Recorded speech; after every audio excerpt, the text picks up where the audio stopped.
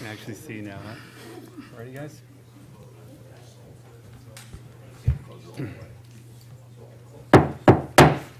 Okay, at this time, we're going to resume the meeting of January 20th, 2015. Councilmember Luna, will you lead us in the Pledge of Allegiance?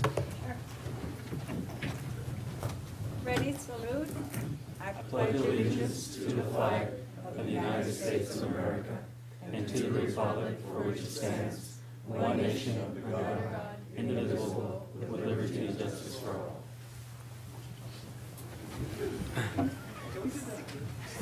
Thank you very much. Okay, roll call, please. Councilmember Clower, Here.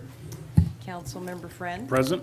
Mayor Velazquez, Here. Councilmember Gomez, Present. Councilmember Luna, Present. City Manager Rivera, Present. City Attorney Sullivan, Here. Chief of Police Westrick. Here. Thank you. Okay. City Attorney, do you have anything to report out? Yes, thank you, Mayor. There were 3 items discussed.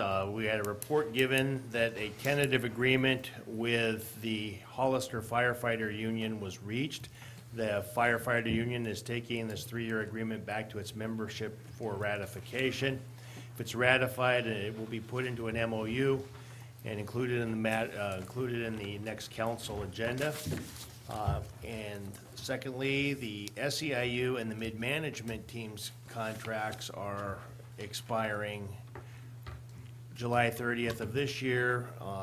The parameters and the direction were given to develop the city position. Also, the city manager item was included on the agenda, but the mayor and Councilman Friend have been unable to meet with the city manager, Bill Rivera, and that will be continued to the next meeting. Thank you very much. This time, we'll have the election of the mayor pro tempore. Is there a nomination? I'll make a motion that we appoint Councilmember Ray Friend with the stipulation that he grow back his mustache as vice mayor. Before the end of my term, I'm sure it will be back. Is there a second? Second. All in favor? Aye. Aye. Motion carries, 5-0 vote. We'll move forward with the oath. I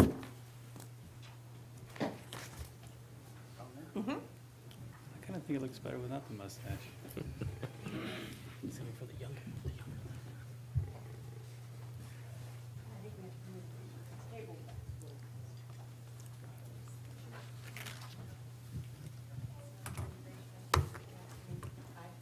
I, Ray McGrath, do solemnly swear I will support and defend the Constitution of the United States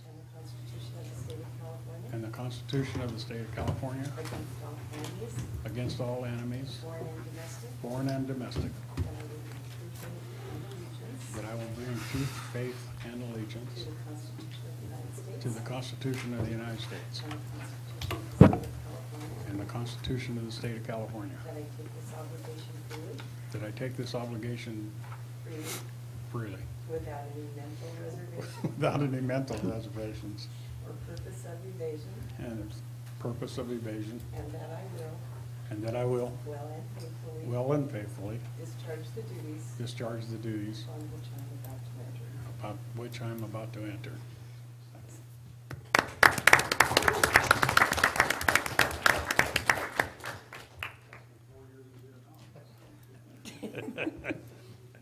I know, we've done it twice here. Okay, let's move forward with the consent resolution. Are there any items council would like to pull from the consent agenda? Before we do that, could we have the employee service? Oh, I awards? skipped over, sorry about that. Employee Service Awards. No wonder it wasn't moving forward here. Thanks, David. What's going on? Thank you, Mayor and Council. If I could ask Mike Chambliss to come up. Mike is going to be receiving his 10-year pin when I give it to him. Mike was one of the first people that I think I was totally responsible for hiring, and I apologize entirely to this community. No, Mike has done a phenomenal job.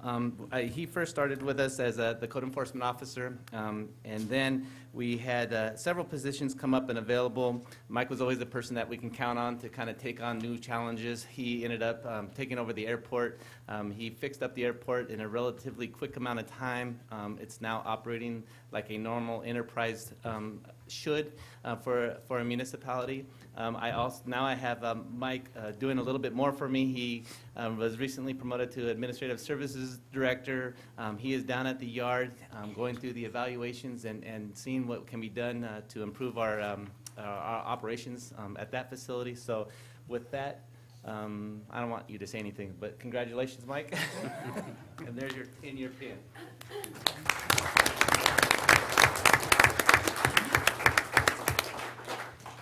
Next up for me is Chief O'Connor. Chief O'Connor is actually going to be receiving his 25-year pin. He's been here obviously for 25 years. I think I was about 5 years old when he started. And I actually worked for Mike for a little while as a paid call firefighter. And I got to tell you, on a fire scene, even in his younger days, he's actually way stronger than you would think. Look at him. But very motivational. Mike was an engineer, as I said, when he was hired for the city of Hollister. He rose to the rank of captain. He also was our fire marshal and did all of our plan check, kind of our administrative captain for several years down at the department. Recently, a couple years ago, he began the interim chief assignment and then became our permanent fire chief. So with that said, I will congratulate Mike on 25 years of service and a nice retirement. Thank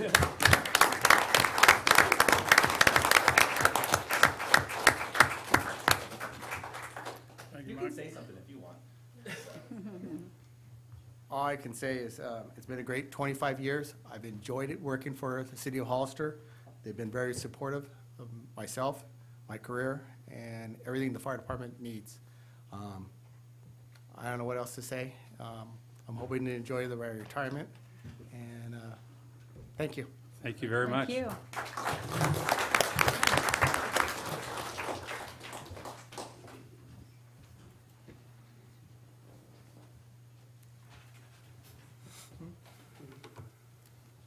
Good evening, council members.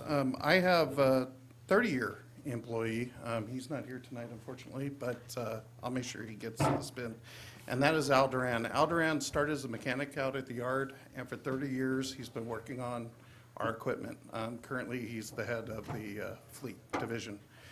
I've only supervised Al for a couple months now, and he is a dedicated individual who does a lot of work. But what I would like to do is actually give you a perspective as a coworker.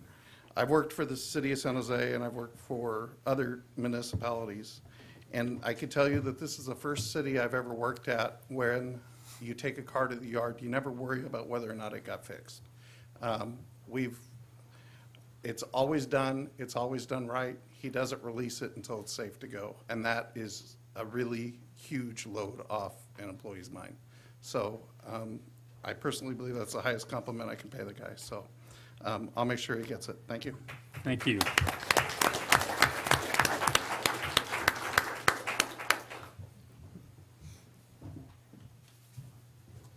Good evening. I have two employees that I want to recognize tonight. The first is Julie Carrero. She wasn't able to make it tonight, but I wanted to give you sort of an idea of the service she's provided our city and this county for the last 25 years. She served 5 different chiefs, multiple council members, and she has affected and touched 70,000 animals in the 25 years in our community. That's a lot of animals. She's a valued employee. We love working with her, and she received her pin actually earlier this week. So it'd be nice to recognize her at this council meeting for all of her service. She's done it for this whole community. She's been great. The next person I want to call up is an employee who's been here for 10 years.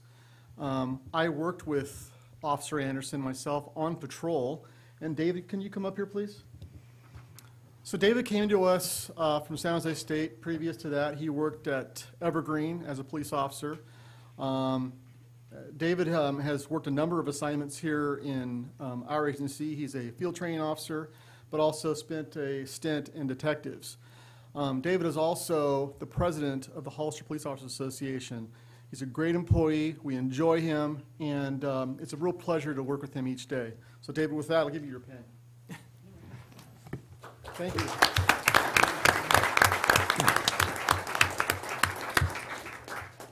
I'd just like to say I'm grateful for the opportunity to have served this community, the city of Hollister, for the last decade, and I look forward to the next decade. Thank you. Thank you very much. And a round of applause for Julie. She's not here, but Can I add that Dave Anderson pulled me over the other night? hopefully he gave you a ticket, too.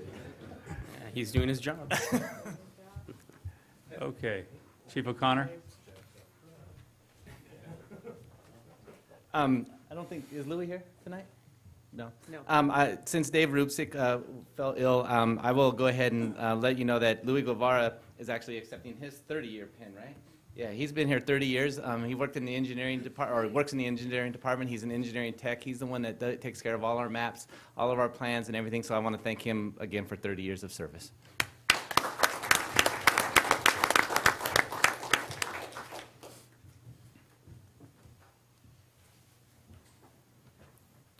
And John Parnell will come up. John is one of our new captains. He was my administrative captain for a short period of time, did an excellent job assisting me in administration, and now he's a line captain. He's on engine 13 at Station 3, the county engine, but he's there for everything, any call that comes in. He's done an excellent job. He's a great mentor to his crew, which is in the back of the room here, and I appreciate all the time I spent with you, John, and here's your 15-year pin.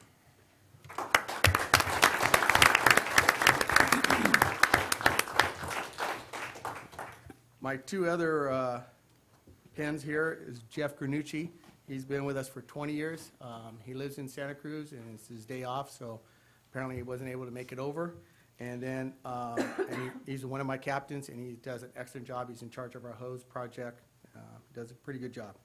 And then the other one is Nate Pruitt. Nate is one of my engineers, and he's excellent. If anybody knows Nate, he's Mr. Happy, and he's just a great guy. He can turn a gray day into a nice sunny day anytime you talk to him. So that's it. Thank you, Nate.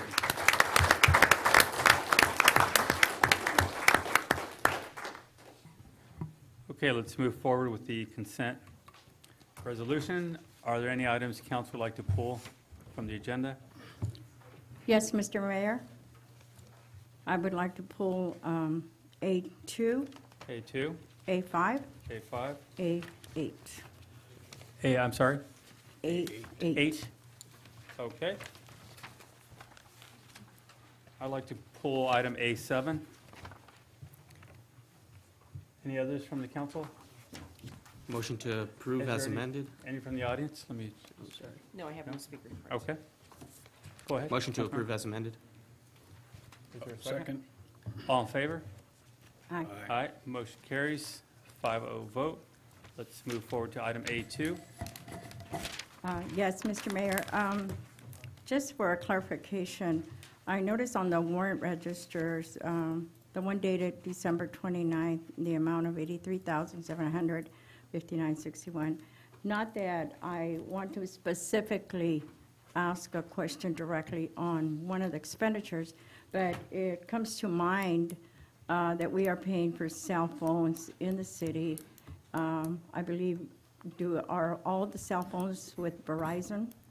Correct. We either provide cell phones to usually people that are on call, and/or the police department uses them also for out in the field.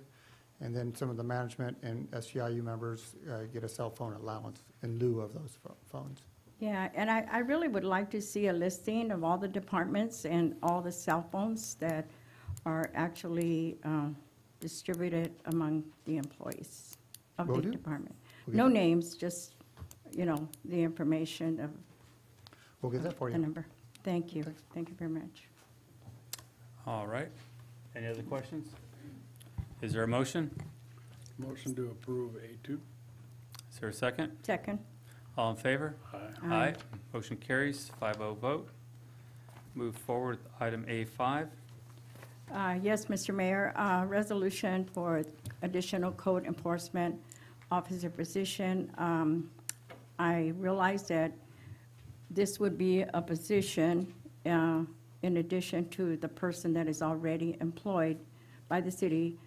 And just to make sure that this is, the code enforcement division will have only the 2 employees. That is correct. This would replace the part-time employee in the code enforcement division with a full-time position. So we will not be adding a 3rd employee. This is 2 employees, right? Just 2 employees, Thank you. 2 officer positions. Thank you. Okay, are there any other questions from council? I do, I have a question. Go ahead, Councilmember Gomez. Yeah, so I don't know if I could ask this technically, but are we, so the current, is the current code enforcement officer that we have already full-time? We have a full-time code enforcement officer, and then we have a intern that assists her. Okay. Currently, the intern's assigned to primarily the utility collections and Okay. those duties. Okay. And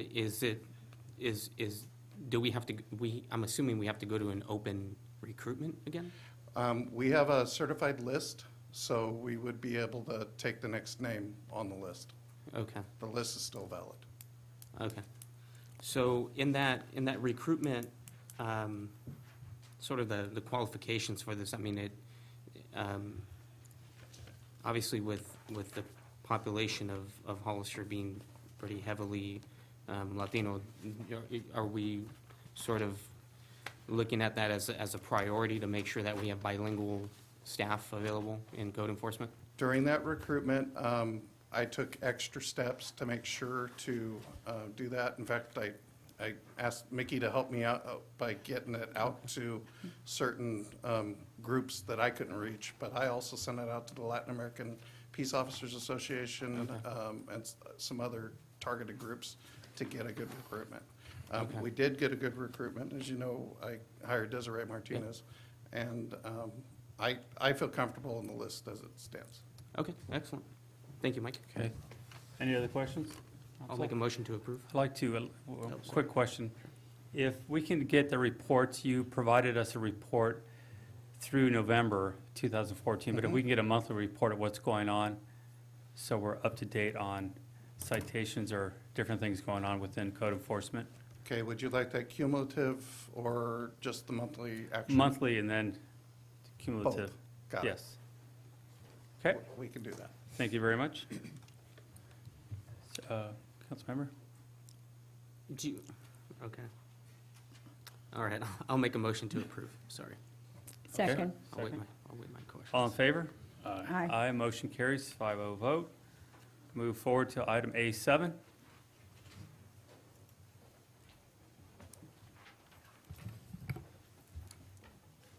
Is there a specific question that Well, I might be just- able to answer, or? What I wanted to ask of you as we're moving towards this, for the storm drains, we've had the discussions about the gray water to see if we can work with the storm drains, taking it to the industrial pond. I believe that's the direction we're going in, correct? And if they can look into the possibility of, for future housing, directing the gray water through the storm drains to the industrial ponds? Is that, Okay, well, this particular item really just kind of handles post-construction stormwater. And the idea here is to just have us, enable the city of Hollister to have opportunity and options that are not necessarily always going to be on site. As you know, the stormwater requirements for us can be a little onerous in some Right. cases. And what you'll see specifically at Walgreens, for instance, is you end up seeing a big sort of pond in the front area of the landscape. What we're trying to do is we're trying to eliminate those situations where we take valuable commercial land and waste it for stormwater retention and or detention. So we're hoping that we can look at a couple of different ideas. One is, of course, putting it in a stormwater, in a storm drain and redirect it to hopefully someday our industrial plant for percolation and treatment. So that becomes like a centralized location. Plumbing or, doing the infrastructure for that there is some expense to that, but at least it provides us an option that's not actually on site. We're looking at other alternatives, potentially using, say, the Leatherback site or something like that in the interim until we can get some of that infrastructure in, so that properties like what I'll call the Gibson Triangle can continue to develop without wasting that spot or space, creating these large pond areas. As you probably all have seen, even in the housing development at, say, Rakovich 22, the size pond that's down there is huge, and all it does is it ends up becoming a maintenance issue for the city of Hollister. So this is like sort of the first step in getting the Regional Water Quality Control Board to allow us to start moving towards something, another alternative, so to speak. So. Okay. Thank you very much. Any other questions, council? Is there a motion? So moved. Is there a second? Second. All in favor? Aye. Aye. Aye. Motion carries 5-0 vote. Item A8. I will go ahead and handle A8 as well. As the council knows, several months ago, we prepared and executed an agreement with the county and for a area that's adjacent to the existing skateboard park to expand our current facility to include more of a street skate spot and, say, a pump track, which is sort of a specialized ramp or track course, so to speak. When we went out to the basketball courts that were the site of the expanded area, the surface was not very good. It was probably really sort of unskatable. So what we ended up doing is had Chapin go ahead and resurface that facility. It is complete. I actually skated on there on Monday, I guess, just for a little bit of fun. And then what we will do is then, since there was an added expense that I was not counting on at the beginning of the project, I'm asking for a supplemental appropriation to cover that resurfacing cost. In addition to that resurfacing cost, I am looking at going to the Parks and Recreation Commission to identify possibly 2 additional parks to do what we'll call skate spots. And skate spots are not necessarily a full-on skateboard park, but a much smaller area that will have some obstacles, some benches, maybe some rails, maybe some steps, just to offer kids in other neighborhoods the opportunity to be closer to a spot. One of the locations that we are looking at is Dunn Park, for instance, and again, that might be sort of an optimal spot, considering that downtown is becoming overrun again by skaters. And so since its proximity to downtown, maybe most of those kids can be redirected to that location. For those of you that remember, there was this really cool kid with long red hair, and his dad built the original skateboard park at Dunn Park, and we're probably gonna put it right back there in honor of him, so. Do we have to name That was it me, by Bill the way. Avera? Yeah, just put it on the minutes. Very good idea. Yes, Mr. Mayor. My concern is that on the skate spots, there is not, actually, in District 2, in the west side of Hollister, we have beautiful parks. We have the Tony Aguirre Park, where I see a lot of children coming out to play there, their families. There is no portable restrooms like the one I saw at the skate park over here in Veterans Park. And so I'm hoping that some consideration be given to also to that site, to that area. Okay, yeah. And also, I spent half an hour today at the skate park. There was 11 young people there. Not one of them had a helmet on. They were doing their tricks and all that, which was amazing to watch. But there was, I don't know what the requirement is of the city that these young people have those helmets on. And because for safety, for their own safety. And I noticed that there was some graffiti there as well, which concerned me. In the parking lot, I parked in the parking lot, and there was cans all over the place, all that. So I'm just a little concerned about that, and I'm hoping that maybe somebody can go out there and oversee it more often. So that was my concern as well.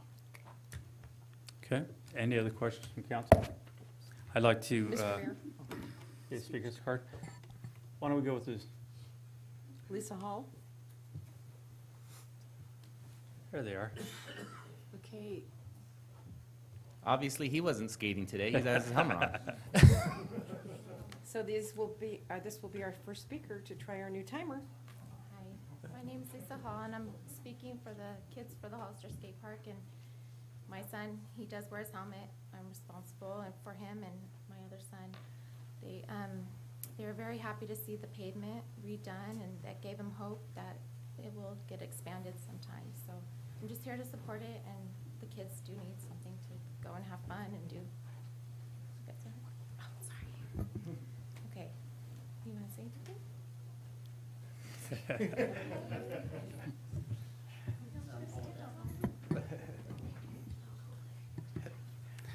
Well, we're just here to say that the kids really do need a skate park and somewhere to play. Okay, thank you. Thank you very much. I was just going to point out, I was going to thank the city manager. He's worked really hard on getting the resurfacing done and putting together the plan of additional, what do you call those, skate Spots? skate spots for the community. I go out to the skate park probably once a week to go look at the kids out there, and I'm glad to see your helmet on. I've seen you out there a few times, and it's good to see them having a good time, enjoying our city. It's obviously not going to be perfect, but we're going to get there eventually, and we're making progress. So thank you, city manager, for that videotape of the skate park with you on your skateboard. So very cool. Was that a current video? Or? I'll show you after the meeting. Okay. Yeah. Oh, interesting. So maybe when we open the skate park, me and you could go at it. We'll go out there and have a, Let's do it. yeah, all right. Yeah, I'll bring my cane. You can bring yours. But thank you. Thank you, Billy, for working on this and the whole group that's out there, all those that were involved in it. I think the skate spot ideas are great, because if you could dedicate that, that's great. If not, skaters will make their own spots, just like the Veterans Memorial Building. The biggest complaint we get, and I don't like, as a former skater, I skated the Vets Hall, ooh. And I skated it for a specific reason, because it was a perfect skate spot. It was exactly what I needed. And so if you want to encourage people to stop using the Veterans Memorial Building, build something similar to it, period. That's what we need. When the skate park that we have currently was first built, great. But I mean, when a majority of it is used for bowls and vert, it's not what a street skater is actually looking for. So I'm glad, if we can move toward something like that, that would, and dedicated spots, I think that would be great. But there's nothing better, as I said, I skated for years, and there's nothing better than, I don't know why, but government buildings are just the best places to skate. Best places to skate. And talk to the architects. Maybe we can have David Huboy up here one of these days and address those concerns. But anyway, I'm happy that we're moving forward with this. Thank you, Mr. Mayor. Councilmember Friend? Yeah, I worked with Billy on this. In fact, I went down and measured Dune Park to make sure that the design that we have been presented does have the benches in the areas to where the street skaters, and I talked to some of the kids that were skating down at the Vets Hall, and that's exactly what they were looking for. So I'm hoping we can ask them to leave the Vets Hall alone and go down there to the Dune Park and do it. And I agree with you that we need one over on the west side too. Right. Something so that the kids don't have to go all the way to the Vets Park to skate. I agree. Okay. All right, any other speakers? Is there a motion? Motion to approve Resolution 2015-06. Is there a Second. second? All in favor? Aye. Motion carries, 5-0 vote. If I can say also, actually not me that did a lot of work on the skateboard park, it was actually Mike Chambliss. I feel bad taking all the credit. Well, actually, there's a lot of people out there doing it from our Parks and Rec commissioners and other groups, parents out there that I met out there over several months, and all the kids that are staying committed to it. So a lot of people making it happen. I'm just happy it's finally happening, so. Ms. Miller? Ms. Miller back there, that's right. So, all right, let's move forward. No business on item B. C, public input. This is time for anyone in the audience to speak on any item not on the agenda within the subject matter jurisdiction of the council. When the city clerk calls your name, please come to the podium, state your name for the city. State your name and city for the record and speak to city council. Each speaker will be limited to 3 minutes. Please note that state law prohibits the city council from discussing or taking action on any item not on the agenda. Do we have any speaker cards? Yes, Mr. Mayor. First is Sam Perez.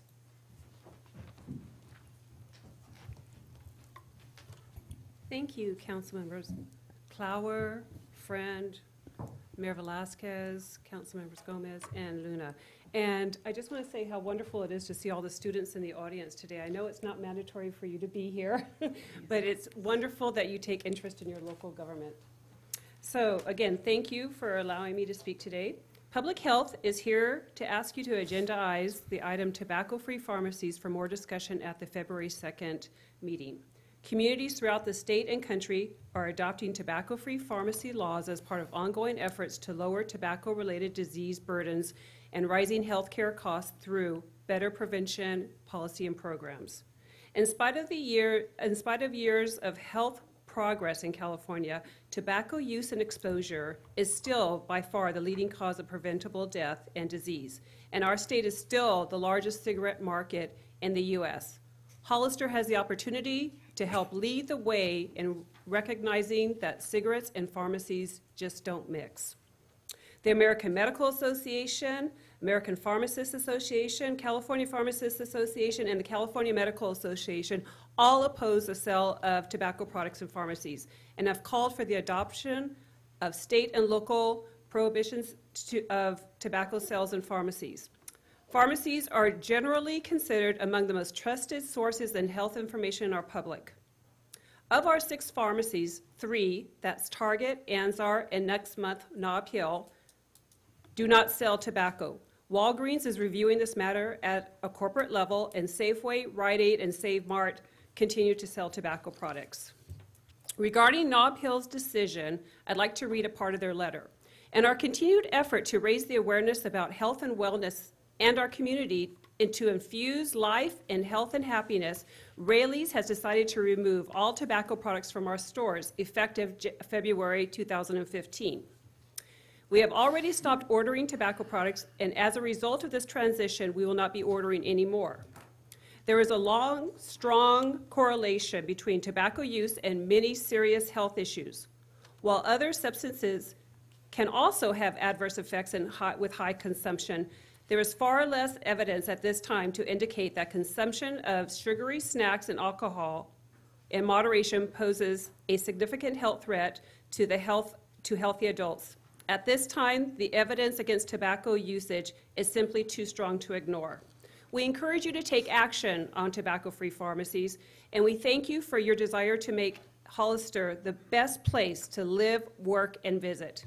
Again, we ask Council to agendaize the item of tobacco-free pharmacies for more discussion at the February 2nd meeting. Thank you. Thank you very much.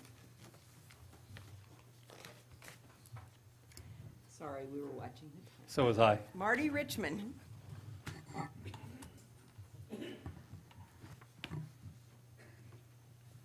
We have a new timer, folks. That's why we're fixated on to see if it works. What happens You have when the it time runs starts out? That's what beeping, and then a trap door opens. I'm afraid to ask. Find out. I'm Marty, afraid we'd to ask like what you to happens. test it.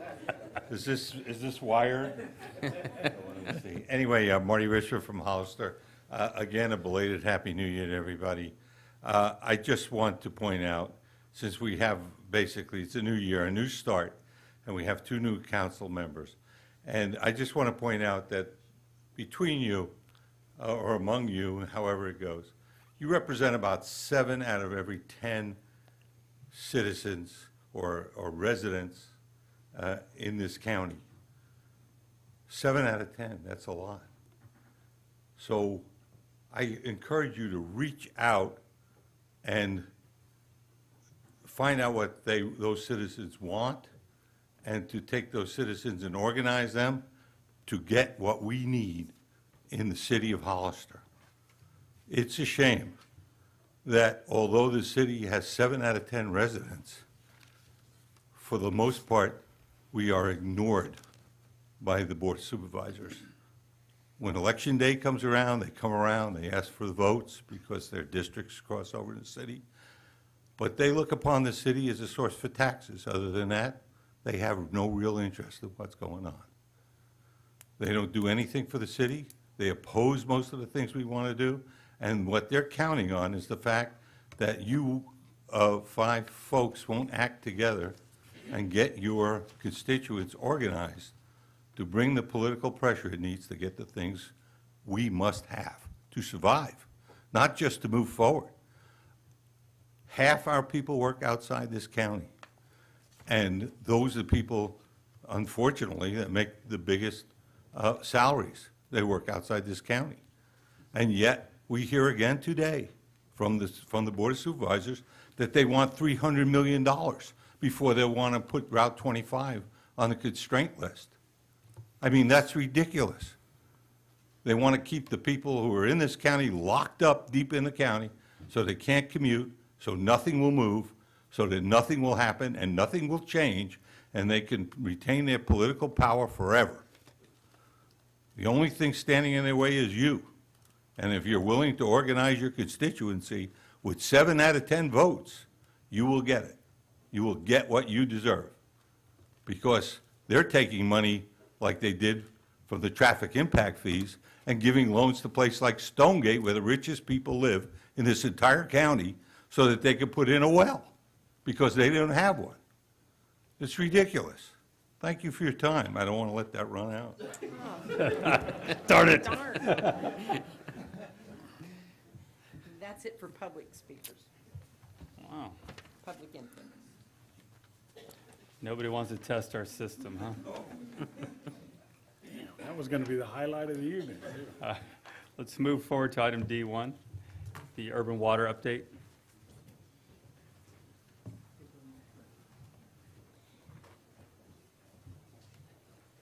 Mr. Mayor, members of the council, am I on the timer?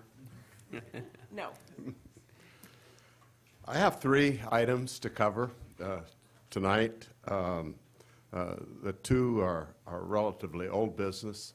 The first of those is the progress on the upgrades at the less salt water treatment plant on Fairview Road. The construction is essentially complete. The plant has passed all of its performance testing. The last thing that happens is a 30-day performance test where everything is tested, and all that time the plant is producing its product, which is clean water for your use. It has passed all of those, and the contractor has asked that the agencies accept the project is completed, and that is in the process of being accomplished as we speak. So less salt is done, and it's been a successful run with a good contractor, and it will be delivering the clean water to primarily the east side of Hollister. But that leads us to the next item, which is the west side of Hollister. And the West Hills treatment plant is, the design is essentially done. It is awaiting a release so we can put it on the street for bid. As I've reported to you several times, the issue is our good friend, the California tiger salamander. And we have been negotiating in at length and in earnest with the CDFW, the California Department of Fish and Wildlife.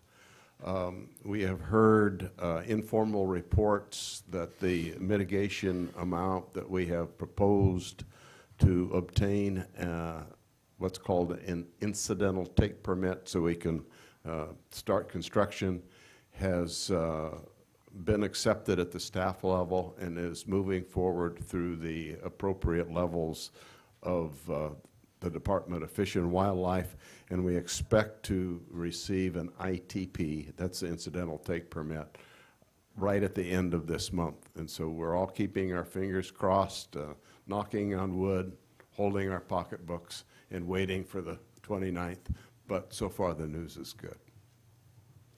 Lastly, I'd like to report on a subject that I introduced 2 meetings ago, and that's the presence of hexavalent chromium, chromium-6, in the city's water supply system. The state issued regulations last July limiting the amount of chromium-6 in our water supplies to essentially 10 parts per billion. And we all knew that there was going to be some sort of regulation issued, but everybody was shocked at the low value that was introduced by the state.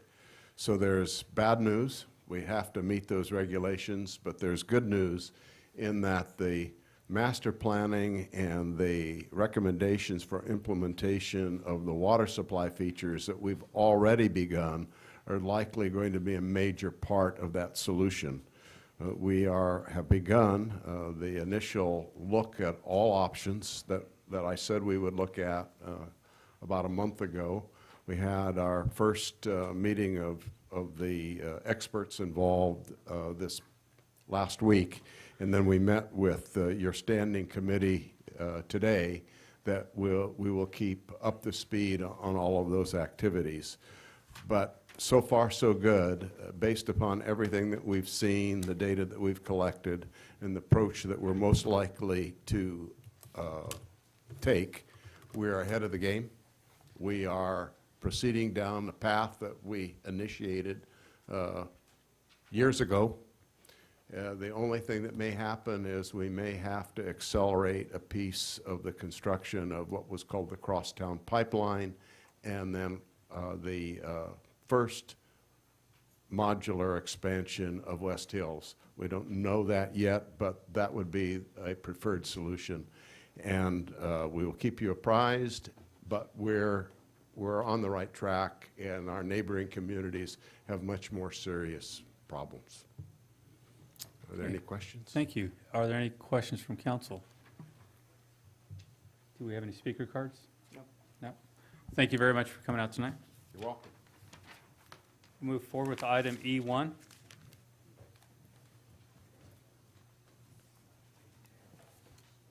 Good evening, Mayor Velasquez and council members. This item includes 2 resolutions. The first would be to adopt a mitigated negative declaration for the City of Hollister Complete Streets Plan for Nash, Trespino, Sunny Slope Roads, and McCrae Street. The second resolution would be for the adoption of the plan.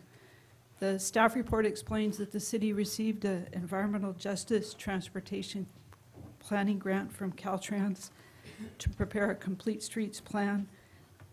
The draft concepts were presented to you at a council meeting on July 21st, and you may recall that the intent of a complete streets plan is to explore strategies to make the road systems usable for persons of all ages and abilities. That means if you're in a wheelchair, on a bicycle, walking to school, riding the bus, or in a car.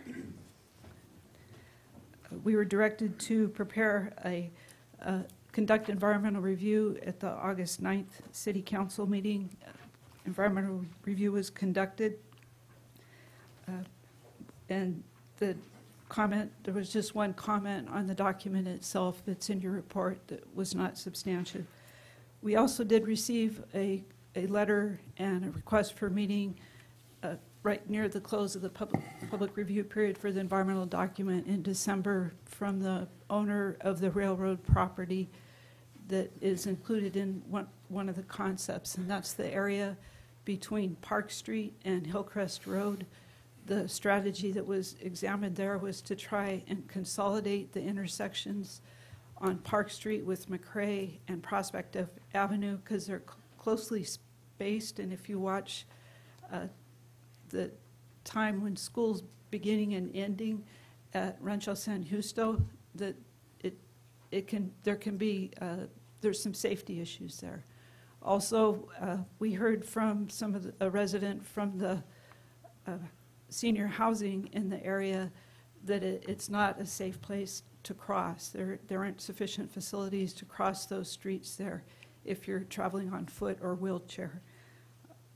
The property owner of the railroad property has asked that the concept that we had of consolidating those two intersections and partially closing Prospect Avenue between Park Street and Gibbs Drive to be deleted because they have plans for future railroad uses on the property or probably expansion of rail services there. They also requested that any open space shown on the plan relating to their property be removed. We noted in the environmental document that those concepts would be subject to the consent of the property owner. What we've been advised at the meeting, so that the property owner is very interested in negotiating with the city to facilitate complete street concepts, to work with the city on a roundabout that would at Park Street and McRae Street and Prospect Avenue. I have tonight some revised concepts for that area I'd like to present to you that we received today.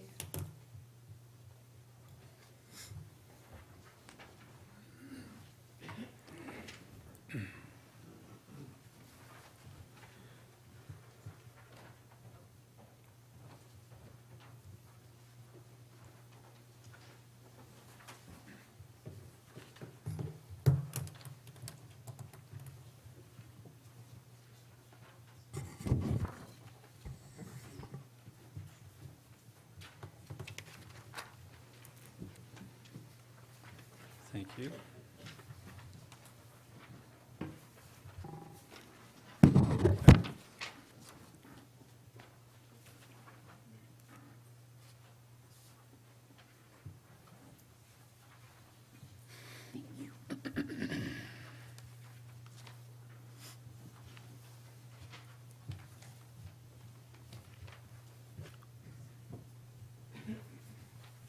I'd also like to add, for members of the public, there's some copies of the concepts that we just presented to the council, if you're interested in reviewing them, where the agendas are available.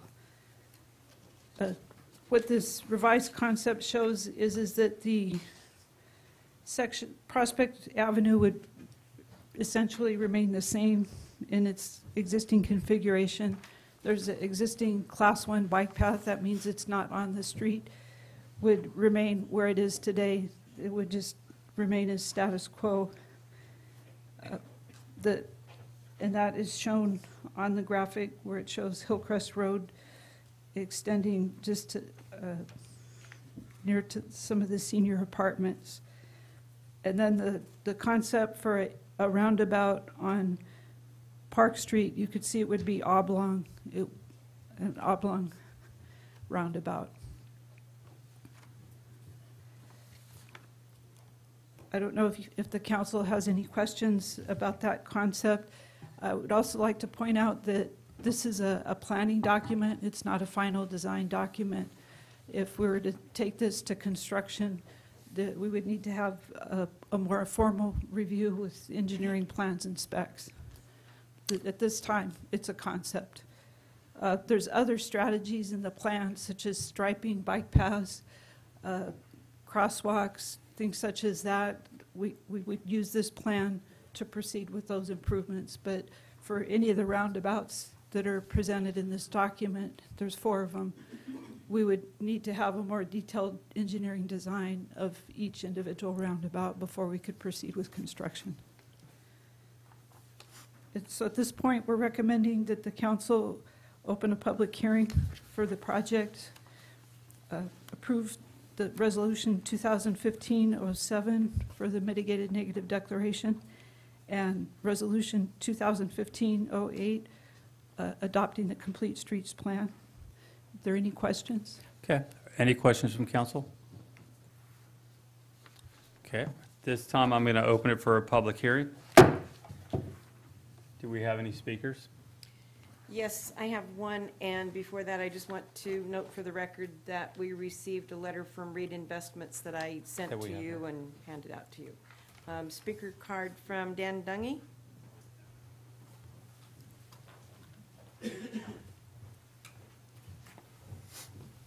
Mr. Mayor and members of the council, my name is Dan Dungy, and I'm a resident of Hollister. And I'd like to thank you for letting me speak to you tonight. Been encouraged with the complete street plans, and I'm encouraging you to adopt the negative declaration and the plan. I got to be honest, my concern is near my house, and it's that section of Nash Road, Tres Pinos Road, and Sunny Slope between San Benito Streets and Highway 25. The ideas that have come up through the public meetings, which my wife and I have had the opportunity to take part in,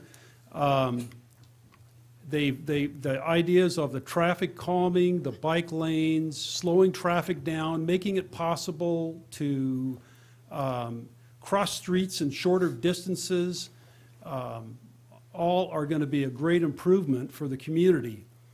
It's we're hoping to see a more walkable and bikeable community.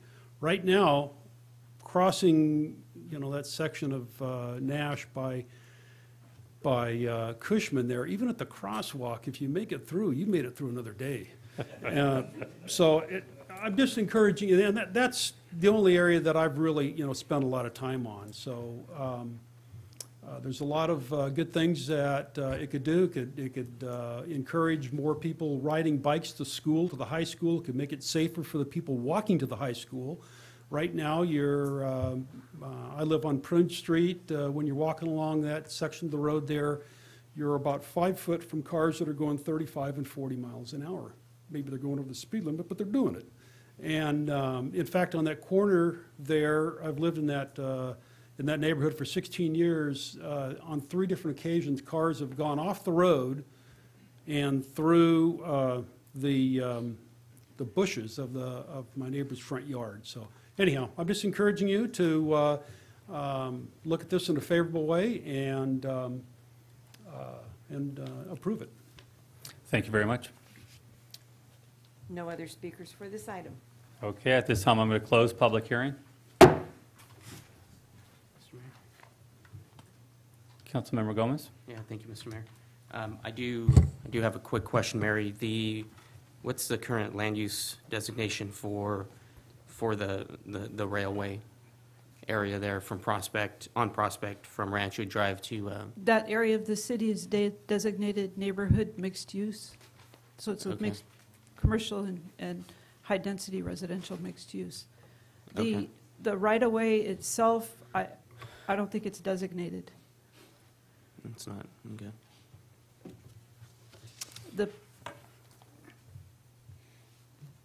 Okay.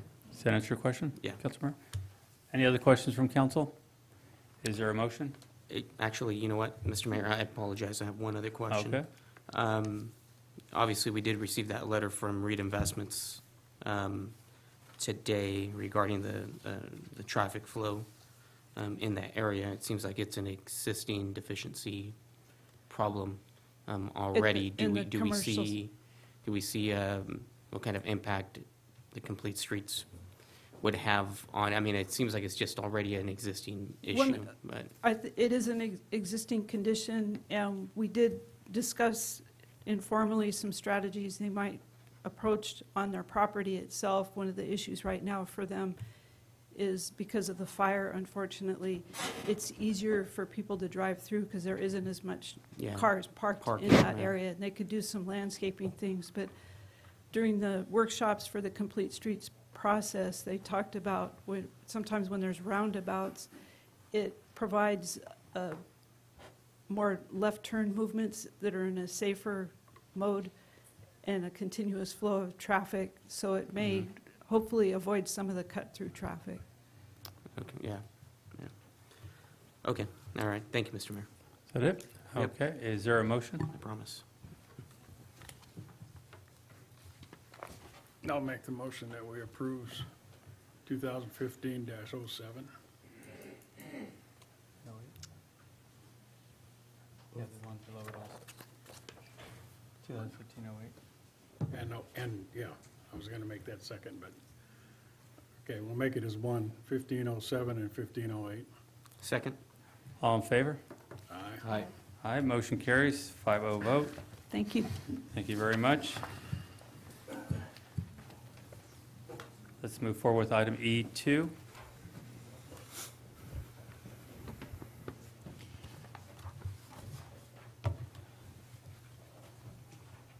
Good evening, Mayor, council members.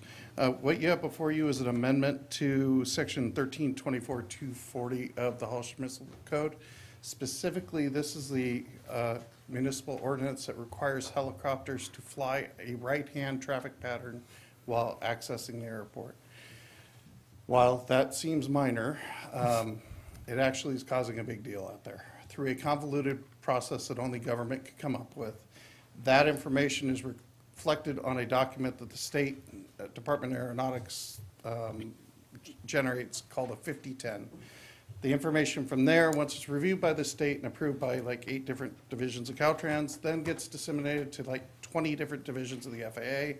And then 6 months later, it winds up on the aeronautical charts. And what happens is at the bottom of our little icon, there's an RP. Then if you turn the chart over and you look over in this corner, it says the RP stands for helicopters flying right traffic patterns. What's happening is we have aircraft flying right traffic pattern when the proper direction is left. We've had multiple occasions with aircrafts coming at each other over Mr. Corbin's property and a couple others. So what this will do is have helicopters and airplanes all flying in the same direction to access the airport, which would be from the left, which would reduce any chance of that. So this is the first step of a multi-step process to get that RP off the chart. Okay, any questions from council? I don't fly a helicopter, I fly an airplane, and I don't mind as long as they get the heck out of my way. I'm fine with it. Thank you for doing this, Mike. Okay, at this time, I'm going to open it for public hearing. Do we have any speakers? Yes, Quest Rich Life?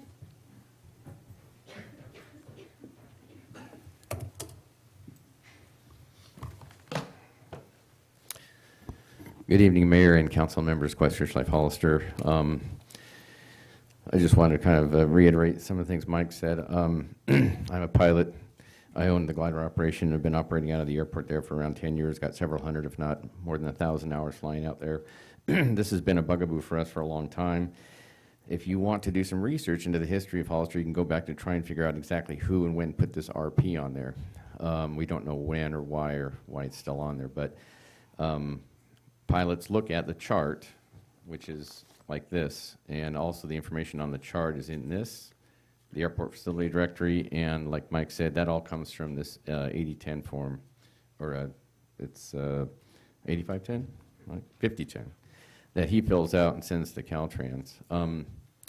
So what it does is pilots flying into this airport from out of the area will look at that briefly and figure that they need to make right-hand turns.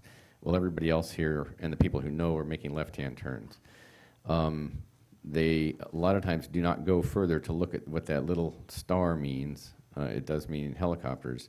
Now, the current accepted way for helicopters to fly is to avoid the flow of fixed-wing traffic. It's in the Aeronautical Information Manual. So when you see ARIS or anybody else coming into Hollister in a helicopter, they will either hover taxi over the taxiways or they would take off from a point if it's a, you know, medevac or something, and they will avoid as much as possible the airplane traffic and just get away as quickly as they can. So maybe there was a helicopter operation at the airport at one time, and they initiated this right-hand traffic. But I've been out there hundreds of hours, and I've seen it happen where someone's coming in to make a right turns when the other people are making left turns, and what you could potentially have is this kind of thing where you've got head-on. And when you're approaching an aircraft both head-on, that's the most difficult time to see when there's any movement, so it's hard to see them. And I go back to a mid-air collision that happened at the Crazy Creek glider port in about 2009, I think it was, that killed 2 pilots because they were flying opposite traffic patterns. And that's not uncommon in a glider port. But here, we want to keep it from happening. And the way to do it is to get it off this chart, get it out of here, get it off the Caltrans form. And I went to the FAA for this and sent information to them, and I received back from Mr. Rick Fecht at the FAA in Maryland. He said the easiest solution to this problem would be for the airport manager to delete the remark helicopter right traffic pattern from the airport form 5010 and submittal to the FAA National Flight Data Center. Once this remark is deleted, the notation RP would be deleted from this chart. So I'm just encouraging you to step forward and make the changes that need to be done in the interest of safety at the airport. Thank you. Thank you very much. No others. Okay, at this time, we will close public hearing. Any other questions from council? I'll make a motion that we approve ordinance 1110, amendment, Introduce. Introduce, read by title only. introduced by title only. Okay, is there a second? Second. All in favor? Aye. Aye. Motion carries, 5-0 vote. Thank you very much. Move forward to item F1.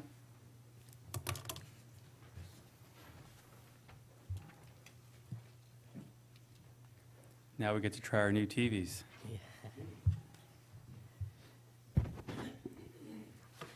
Thank you, Mr. Mayor, members of the City Council. Good evening.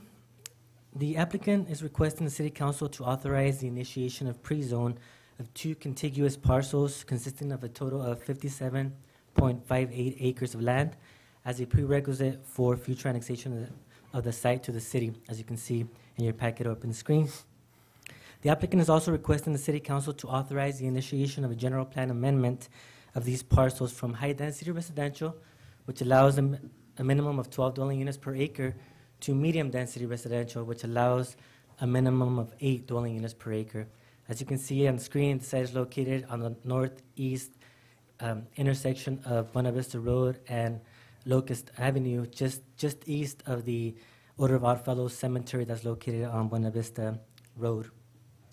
Although the parcels are outside of the city limits, they are outside, they are within the planning area of the city's general plan, and the city is working with the County of San Benito and with the applicant to initiate the process for annexation at this time into the city of Hollister.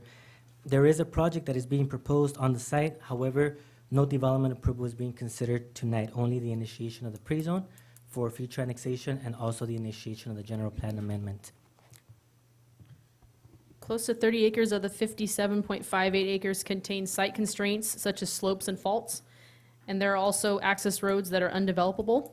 The project has a proposed density of 8 dwelling units per net acre on these parcels, which is consistent with the city's medium-density residential designation.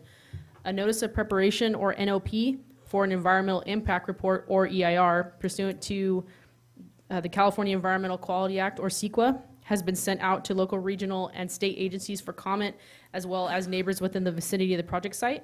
Pending your decision tonight to initiate the pre-zoning and general plan amendment of these parcels, and once the city receives comments from the NOP, we can start the preparation of the EIR. Staff will then schedule public hearings with the Planning Commission and eventually with the City Council.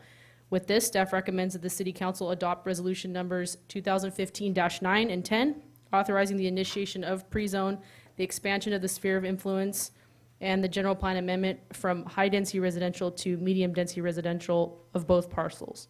Are there any questions for staff? Any questions from council? Councilmember Clower? Yeah, so just to clarify, the land use doesn't lend itself to high-density residential in general? Is that what you're saying? Councilmember Clower, right now, the property is actually outside of the city limits, but within the planning area of the city of Hollister. That's why we have it designated within the city, within our general plan. And it is high-density residential, but based on the preliminary proposal that we have from the applicant at this point, and then based on some of the site constraints, like that fault and slope area, that's right now, based on their proposal, a high-density residential on the county portion would not meet the designation. It would have to be amended to medium-density residential as they are proposing it in order for it to meet that designation once it's annexed to the city of Hollister, pending your approval. Okay, do we have any other questions from council? Do we have any speaker cards? Yes, Mr. Mayor. Scott Fuller?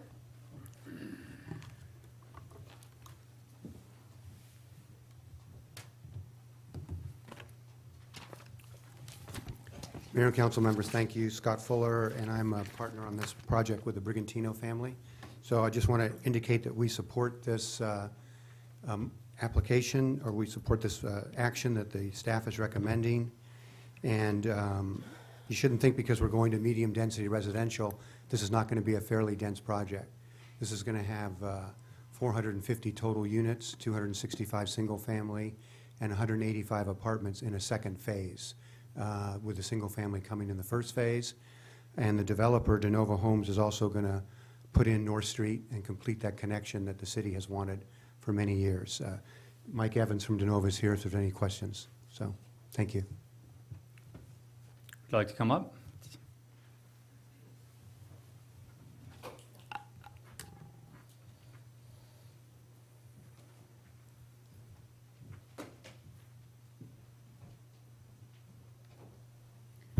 Good evening, Council, Mayor. My name is Michael Evans. I'm with De Novo Homes. We are looking forward to this project and working with the city. We ask that, we recommend that you approve this pre-zone annexation application in front of you tonight. And if you have any questions for me, I'm more than happy to answer them. Councilmember Friend? When Steve's mentioned that you were going to complete North Street, does that mean you're going to make it a throughfare? Correct. Okay. Councilmember Clower, do you have it? Is there any timeline on the multifamily residential portion of this? Because that's my concern, that when we reduce the density, and if we say there's a second phase for the multifamily, that it'll just get put on the back burner and sit until the market changes or the situation lends itself to that. And that's what I've seen in other parts of town. So it scares me a little bit that it's not one piece together, and we ask for at least some of the units to be built out with the single-family residential. Correct. In the way we're designing it, we're designing the whole site as one. The topography of the site has over 100 feet from the very high end up by the water towers all the way down to the catch basins. And within the improvements that need to be done, the whole site has to be balanced and designed correctly. And we're going to have a pump station and a storm drain pump and everything implemented and put in. At this point in time, there's a matter of, I think it's 50 of the original homes in phase one that can naturally have their own sewer and water. They can fall naturally without any of these pumps being assist. This is why we're putting the apartments on the back, because they're affiliated with the design of that infrastructure to make the site balance and drain all at the same time. It's not a matter of fact that we're picking it, it's just the way it's falling out within the infrastructure of the project itself, if that makes any sense to you. Okay. So your company mainly builds single family, probably not in the apartment building business? Correct. I would think you probably don't want to be involved with the apartments. Is that about? Well, you'd rather have, the question I'm going to have for you is it possible maybe that you can work with another nonprofit group here locally to build those apartments? Sure. Turn that over to them and let them go at something like this? Correct. So it's more realistic for them to get it done. Would you be willing to work with us on that? Sure, well, we'd love to work with the city on that. Okay, thank you very much. Is there any other questions? Mr. Mayor? Yes. Councilmember Luna? Yes, within the plan, do you foresee any recreation, a park, anything else? Yes, we're currently designing a athletic trail, which we call a park course, that goes throughout the whole entire subdivision with a tot lot, a parking lot with ADA walkway to getting to and from the tot lot. The park course will connect every court and every sidewalk within the subdivision so they can get to the tot lot without either walking on the main sidewalks, but they can also walk through the open space area. The park course, I think, has 18 different stations in it at this point in time. Okay. Just want to mention, that used to be my bike trail when I was in the 5th grade. Okay, thank you very much. Thank you. For coming out. All right, is there a motion? Motion to Motion approve. that we approve 2015 and 09 and 010. Second. All in favor? Aye. Aye. Motion carries, 5-0 vote.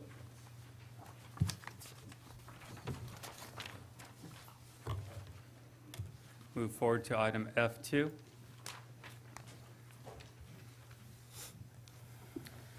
Thank you. The applicant is requesting the city council to authorize the initiation of pre-zone of one parcel, as you can see on your screen before you, consisting of 1.05 acres of land as a prerequisite for future annexation of the site to the city. The site is located south of Hillcrest Road between Clearview Drive and Los Altos Drive, as illustrated in the attachment that was provided for you as well up on the screen.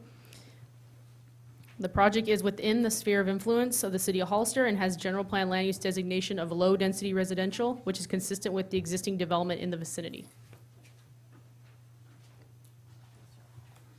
Services do exist in the vicinity. Currently, there is a 12-inch sewer main that's just to the north along Hillcrest Road. There's also a 12-inch storm drain and a 12-inch water main along Hillcrest Road as well, just to the north of the project site. So pending your decision tonight to initiate the pre-zoning, just for the initiation, staff will be able to process the pre-zone application. Staff will then schedule public hearings with the Planning Commission and eventually with the City Council as well to review the pre-zoning of the property. And with this, staff recommends that the City Council approve Resolution Number 2015-11, authorizing the initiation of pre-zone for the property.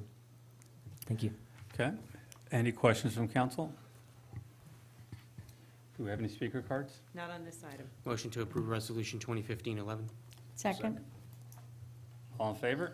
Aye. Motion carries, 5-0 vote. 5 minutes. Thank you. At this point, we're going to take a 5-minute break.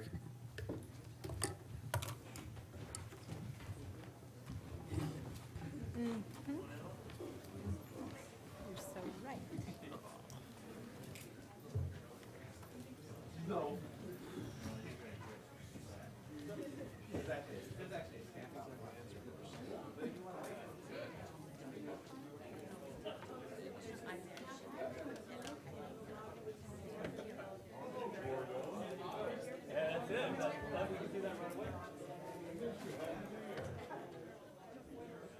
How you doing, buddy?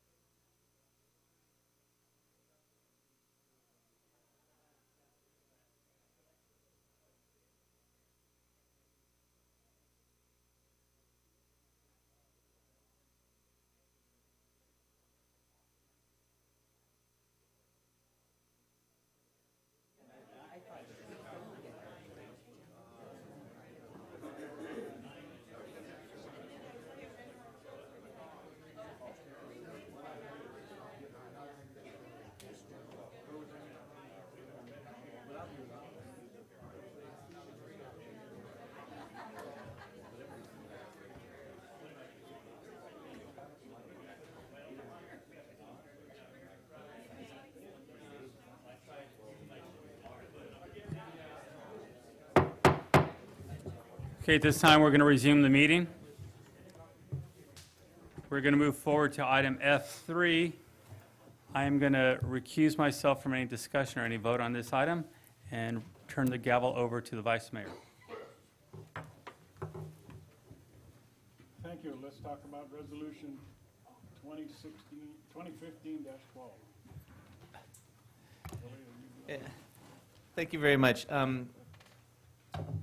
As you know, we've been working on this for the last several weeks. I believe that there may have actually been some additional changes as late as late last week, but I'll just give you the parameters of the agreement. I believe I see members of the HDA here and the executive director. They may want to speak, but essentially where we're at right now is the agreement in front of you is essentially a 3-year agreement with the Hollister Downtown Association for the management of the Hollister Motorcycle Rally. We intend to have the rally essentially on the first Saturday of the month for calendar years 2015, 16, and 17. This particular year, the rally will take place on July 3rd, 4th, and 5th. The major difference between this agreement and years past is what I care about the most is the payment for services, for the public safety services. This year, all costs will be paid in full prior to the actual event.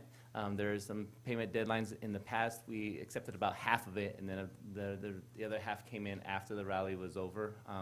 And so that's the major change that is really beneficial to the city of Hollister. So again, I don't know what else to say. We've gone through this thing 100 million times, and if you have any specific questions, I'd be more than happy to answer them. If not, we'll see if they would like to speak. Are there any speaker cards? Not on this item. Are there any questions from the council? Do I have a motion? Well, let me just clarify one other thing. So with the agreement that the council has in their packet, we're okay with that? Yes. Okay. Do I have a motion from the council? Motion to approve Resolution 2015-12.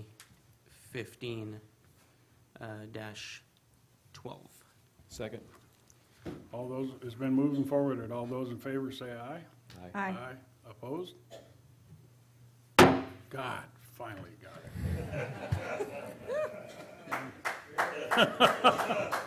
Get that fly? That's the worst committee I've ever been on.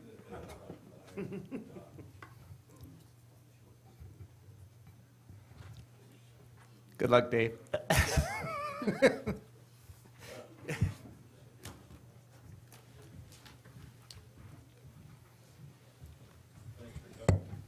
We had a split vote, Mr. Mayor, so you're the, On the deciding vote.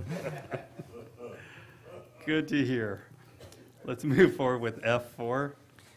Thank you, Mayor. This agreement you have before you is a three-party agreement between the Hollister, or San Benito High School District, the County of San Benito, and the City of Hollister. This morning, I understand at the Board of Supervisors meeting, they approved the agreement as well.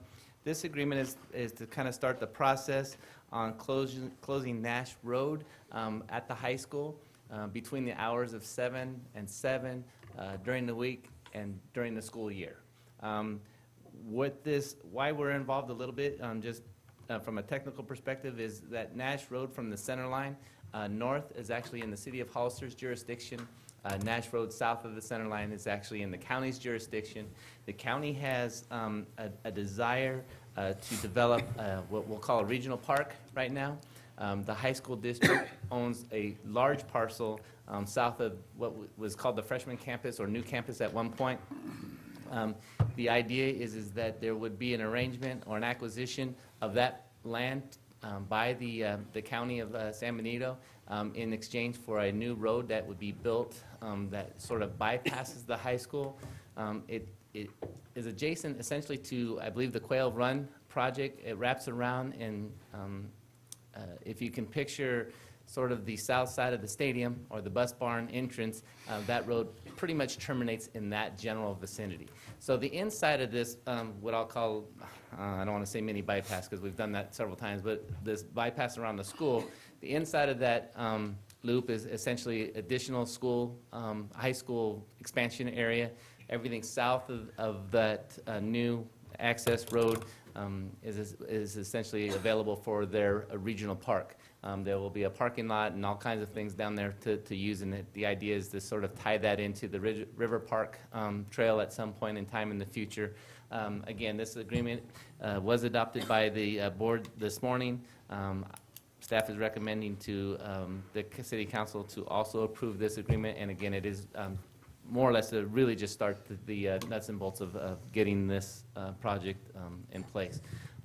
Final design obviously hasn't been discussed, but the idea is to have the hydraulic bollards that would be raised during those hours of operation, or so that there would be protection from the students from crossing the road during those school hours or school activity hours. So if you have any questions, I'd be more than happy to try to answer them. If not, staff recommends adoption of the attached resolution and agreement. Okay. Councilmember Gomez? Yeah, I have a few questions. Thank you, Mr. Mayor. So, I'm no traffic engineer, though I like to play one at council meetings. The stop signs that are there currently that we put up, from my personal take in dealing with these issues in the city of San Jose, are kind of ridiculous, to be completely honest with you. The stop signs work during the school time, and that's fine and dandy, but there's more activity that goes on throughout that whole neighborhood and on Nash Road during non-school hours. So those stop signs that went up, I'm sure were not qualified through the typical traditional standards of traffic engineering. It doesn't take anybody can understand that those stop signs probably were just posted up there with absolutely no traffic study being done there. So I'm fine. I really don't have a huge issue with closing the street during school hours, because I think that street will eventually be closed like many do in large campuses. The concern I have is that we're going to close the street during school hours, yet we're going to leave the stop signs up for people to stop twice on Nash Road for no reason during non-school hours. Pointless. And I don't think people understand the impacts that those two stop signs have on their health and on their quality of life. Number one, now you just caused somebody to stop twice, okay? Speeding up and reducing, they're accelerating and decelerating twice for no reason. It could be midnight. You're sleeping in your apartment, and now there's a bunch of car fumes all throughout those neighborhoods because we put up two stop signs that pretty much mean nothing at midnight. Not just that, but squeaky brakes. Now you have more noise, accelerating, decelerating vehicles throughout the whole day because of these two stop signs that are put up. So I don't have any beef with closing the roadway during the school hours. I think that's great. I think it'll be safer, and whatever, I hope San Benito High School District seems to have quite a bit of money in their reserves last time I checked, and hopefully they could pay for most of this, if not all of it. But, I do hope that they do provide the proper barricades to close off this road during those times if this item is approved. But those stop signs need to go, period. Those stop signs need to go. So if this is approved tonight, my friendly amendment to this recommendation tonight would be to remove those stop signs as soon as these improvements are made. Do we have an idea of who's going to be paying for the majority of these improvements? I know it's city county, but most of the impact is caused by the San Benito High School District. Are they paying for all of it? It's a combination of both those agencies. I can tell you that the city of Hollister has not and will not, I would assume, be asked to contribute at all to this particular project. And I will also say, my understanding is with the stop signs is that they are to be removed. The stop sign at West Street and the stop sign at Monterey are really there for, obviously, for the school. When you have the bollards up, there will be an automatic left turn. If, say, you're heading eastbound on Nash, the bollards are up, you're going to be making an automatic left onto West if you're at that intersection. Essentially the same on Monterey. Traveling southbound Monterey, automatic left on the Nash. There should not be any reason to have a stop sign there. But I will forward that message along, Councilmember Gomez, to the county and the school district, and make sure that, during the traffic engineering studies, that those stop signs meet warrants if in fact they are going to remain. Yeah, I think overall, I don't think the bypass is going to really do much to alleviate the concerns of that community. So when the school, say this is approved and the road, and Nash Road is closed between Monterey and West, people are not going to use that bypass, period. I could tell you from just basic habits, people are not going to use that bypass. It looks nice. It's going to tee up to San Benito Street, which people drive 55 miles an hour on San Benito Street between Union Road and Nash Road. So it's going to be very hard. They may have, great, if they could afford to put a signalized intersection there where it tees up, fine. But it's still not going to encourage people to do that. People are going to, if they're traveling eastbound on Nash, people are going to turn left onto West. They're going to make a right on B Street or whatever that is. They're going to make another right on Monterey. And now they're going to speed all the way down Monterey Street in front of even more kids. That's where So now we have that's where another David's gonna catch issue. 'em. So, anyway, I'm going to stop rambling, but we seem to be trying to address a safety issue by causing 3 more. That doesn't make any sense to me, so.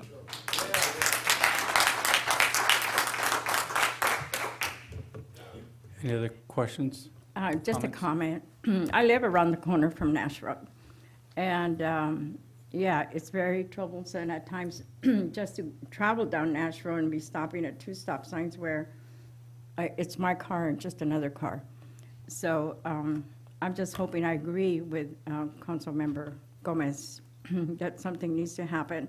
My concern would be the traffic, not only on Monterey Street, but Powell Street. The traffic on Powell Street is horrendous. I mean, people sometimes just coast the stop signs on Powell and B. They don't even stop. And so my concern would be the traffic impact it would have on Powell Street, and it's a smaller street than Monterey. So I think we have to take into consideration all those concerns because we're the ones that are going to be called on it. And so that would be my commentary, that we be cautious of what is the next step and what is going to happen next. Any other questions from council? Do we have any speaker cards? Yes, Mr. Mayor. Diane Castaneda.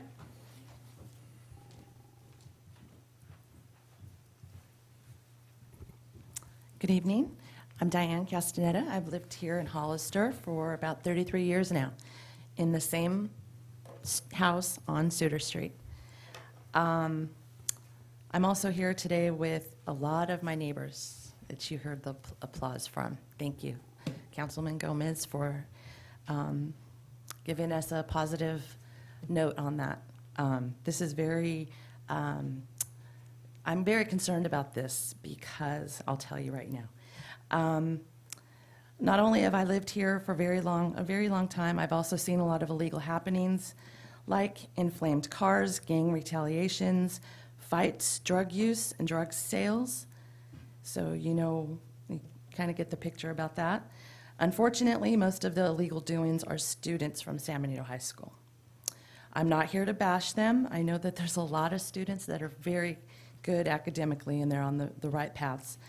I'm sure other high schools have had the same problems that we have. I know Salinas is one. San Benito is a great school for a great education, but as it grows each year and rips at the seams, more and more issues have arisen. The crossways for your students to get from one side of the school to the other is, I'm sure at times, lengthy and frustrating. However, this cannot be a problem for us residents in the surrounding neighborhoods. We are already victims of illegal happenings. Why make it another problem for us when you choose to close down streets? Have no consideration for us homeowners. You call it student safety, but I'm also looking at this as an unsafe neighborhood for our streets involved. D Street and Suter will now be used as a drop-off and a pickup for students, which causes traffic already today, let alone after your proposed closure. Suter Street is not a through street, it's a dead end. Your proposal will cause traffic racing through D Street, which is my front yard, and causing traffic jams at Suter Street. Here is an easy fix, somewhat.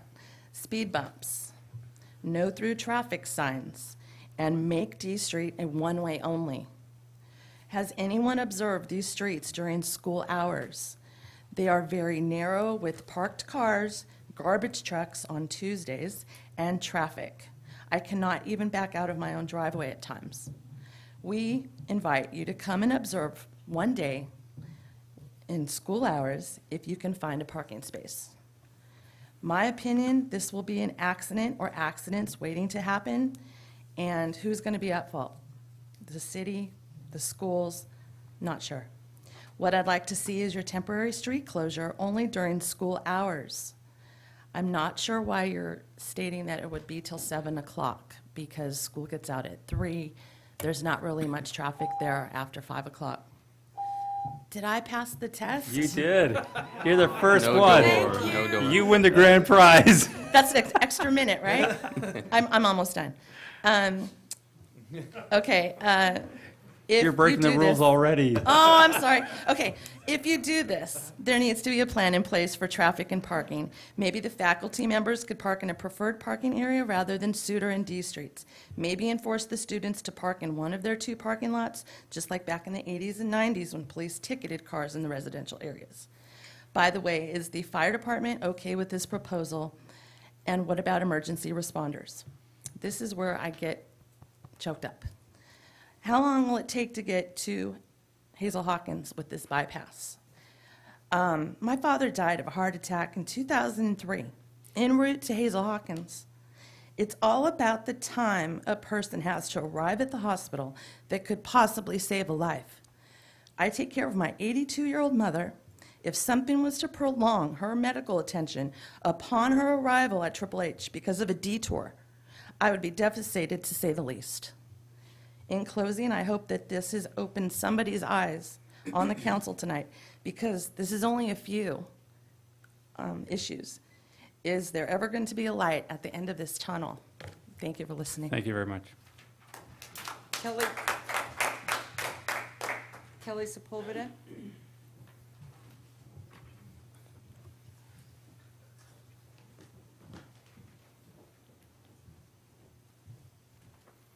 Hi, I'm Kelly Sepulveda. I've lived on the corner of D and Powell for 25 years now.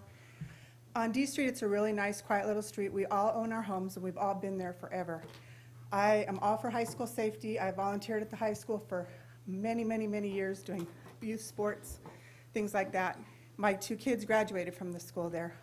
My husband and I went to school there, graduated from there, and so did my parents. But you can't take one problem and make a problem for somebody else. What you're going to do is you're going to take all that traffic coming down Nash Road, they're going to turn left onto Powell, and they're all going to make D Street a freeway. And it is already in the morning. You can't, when you creep up to that corner of West and D, you can't even see to make the left turn that I need to make to go to work. It is going to be a total nightmare, and I'm not for making it a one-way street. And we've heard all kinds of things about this, that they're going to take our street parking away, that it's going to be made a one-way street. All in all, it's just a bad idea, because like Councilman Gomez said, you're just taking the problem on one street and diverting it to our street and a few other streets in that same neighborhood. And as far as the bypass goes, you're right, nobody's going to use that bypass. I don't understand why they don't put in an overpass, a caged overpass over that school. Then you take all those stop signs out, you let the traffic go, you cage it so they can't, the little darlings can't jump off of it or throw things off of it, or things that I know that they do because I have 2 boys. It would solve all the problems, and it seems to me to be exponentially cheaper than a bypass. So I'm not really sure where the bypass came from, but I'm here to tell you I've lived in that neighborhood for 25 years now. I lived on B Street growing up as a teenager, and on Sally Street as a young girl. They're not going to go around. They're not. It's just going to take it through the neighborhoods. So we hope you will reconsider the proposal and to find another way. Thank you very much. Marty Richmond.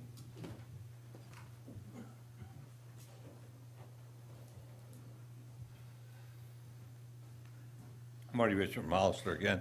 I was at this morning's meeting of the Board of Supervisors, and I wanted to make some comments about that. One is, they said this was going to be temporary, and that it's really the only purpose was to see if it works. Provided the test period is short enough, I personally have no objection to a temporary thing. But I would have some personal conditions if I was king for a day. I'm not even king for a minute. One is, there's no reason to run it for a year to see if it works or anything like that. You could run it probably for a month to see if it works, or a month and a half at the most. The second is, once the people, the Board of Supervisors want something, they will do anything to get it, including closing their eyes to somebody else's problem. And that's the part that worries me. They want that regional park, and they want that land for that regional park so much, they'll do anything. They've already diverted a fortune of our impact fee money to that. Instead of putting it on recreation on the west side where we need it, and I keep telling them that. No, they want a regional park because the people mostly they cater to want a regional park that goes all the way down south into South County so they can ride their horses. They want the regional park so bad they're willing to do anything to get it, including closing their eyes to this problem or any problem that might come up. So the only fair way to do this, because I am driven by data and I'm driven by the honesty of how it turns out, is if you want to do it on a temporary basis, then you go out there and put a traffic engineer out there during the times when it's crowded and see what the real result is, rather than have them go pass their hand over it and say, oh, it's not a problem. Oh, when do I get my road? When do I get my regional park? Oh, it's not a problem. So how many children have been killed on that highway, on that crossing the street? Do we know? Has anybody ever been killed crossing that? You got 11,000 kids going, 11,000 crossings a week or whatever it is. How many children have been hit by a car? I don't know of any. I can't remember reading anything in the paper. Maybe over the years someone has eventually. But the idea that this is some kind of kill zone for kids, that doesn't make any sense. The previous speaker, I have to say, unfortunately, we can't build the overpass. The reason is that if you build the overpass, you have to make it ADA compatible for disabled people, and that costs a fortune. You either have to put an elevator in or a ramp 2 miles, 2 miles long, so you can go up a steep. So that's unfortunate. I wish we could build an overpass. So I think you ought to do it for a very short time. Get an honest answer from your engineer. Thank you for your time. Thank you very much. No others. Is that it? Any other questions from council? Councilmember Friend? Yeah, I personally think this is a bad idea. I hate to side with Marty, but he mentioned it earlier. The city has 70% of the voters, and the city in this proposal is the only people that are having any disruption in their life, disruption in their neighborhood. And I can tell you, I live on a cross street, Falcone, that people use instead of going down Santa Ana to McRae, they'll go through our neighborhood. And I know that a lot of that traffic is just cut off traffic going over to, from Santa Ana over. So I think this is a bad idea. I don't think the city does not benefit from this at all.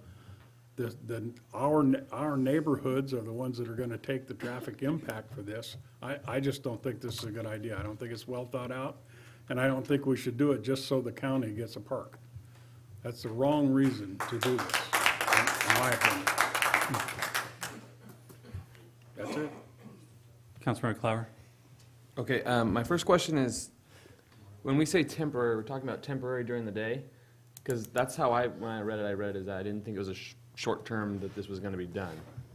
And like I said, Marty may have gotten a different report from the County Public Works Director today at the Board of Supervisors. Yes, when I wrote the report and I mentioned temporary, that's what I was referring to, is temporarily, not permanently closed 365 days a year, 24 hours, right? But I do know that part of the process was doing the CEQA analysis and everything for the entire project, the whole of the action. And so and I would, look, Marty's been an advocate for the city forever, and if he was there this morning, I didn't get a chance to watch it. I had a staff member watch it this morning. She didn't report on that, but you know, I would trust if Marty's saying that they'll do a temporary closure for the traffic analysis part of it. I'm going to assume that's what they were doing. I will take that. And the hours are 7 to 7, is that the idea? The idea behind, and I kind of to answer the question, the idea behind the 7 to 7 is, the reality is this, is that when you have 500 kids standing on the street corner waiting to cross, there probably isn't going to be an accident. But those of us that have been driving in the rain through there during basketball season and a random kid runs across the street from the locker rooms to the new gym, that's where your accidents occur. And I don't know if Chief O'Connor can vouch for this or not, but I think there was a kid hit just about 2 or 3 years ago in the early evening. And so that's where a lot of this starts gaining momentum again, is that it's not about, you know, a life or death or whatever. It's just about safety. And Marty's absolutely correct. We've done, our former public works directors, and trust me, I haven't been involved in this. I've only heard it from the periphery. Tunnels were not successful because of infrastructure underneath Nash, and overpasses were not successful, exactly as Marty stated. The ramps, the new percentage of slope for ramps for ADA accessibility, it just prohibits it. Exactly. So, got a couple more. What's the process for finding out if this plan is actually safer than what we currently have? Because personally, I think that one kid getting hit is one too many, and that might, I'm sure everybody kind of agrees with that, but how do we know that this plan is better than what we currently have? Yeah, and you probably don't until you have, I think what's interesting about this particular situation is you have two competing interests that are absolutely correct, right? And that's the hardest decision to make, is that these folks who live there, it makes it very difficult for them, because I said the same thing. If I lived in the terraces and I just wanted to run the Safeway, what a pain, right? At the same time, as you just mentioned, kids, you know, walking back and forth across the street from school, that's also another competing interest that absolutely is imperative that we keep safe. So there's not a good answer for this. There's just not. So I think why the county is going down this path, and as Marty eloquently put it, a lot of times they just do it. I think that was the idea, is to try to get off of first base, do the studies, see how it acts or reacts. And like I said, everything is somewhat portable and mobile. And, you know, going down a particular path, when do we stop? That's probably for us to decide. It still remains in our jurisdiction.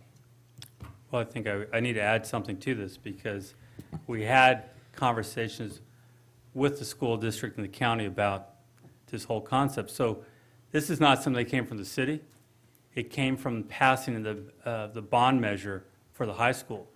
The high school wanted that road shut down 24 hours a day, 365 days a year, which we said, no.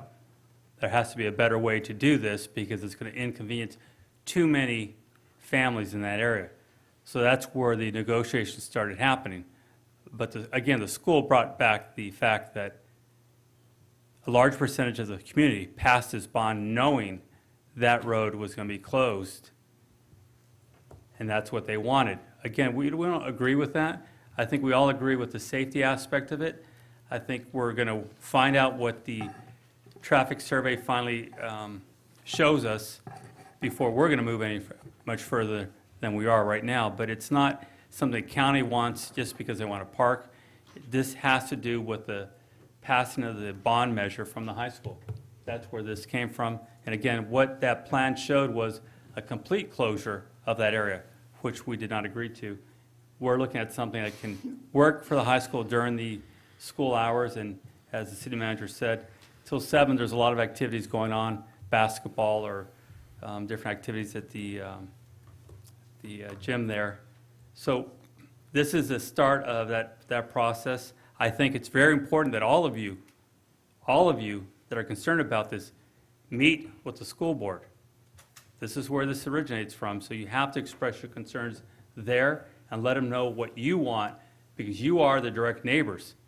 If that means there's some more restrictions for those side streets, let them know that we come back and we meet with them, we meet with the county, so we make this thing as best as we can. So it really comes down to all of you having that conversation with them. Okay? So thank you very much. With that being said, is there a motion?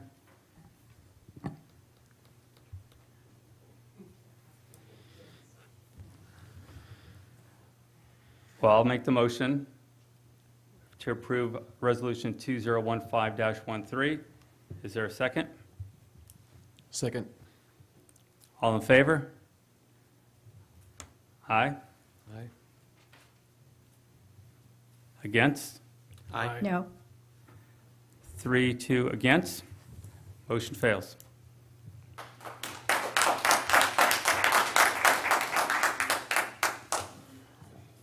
Thank you very much for coming out.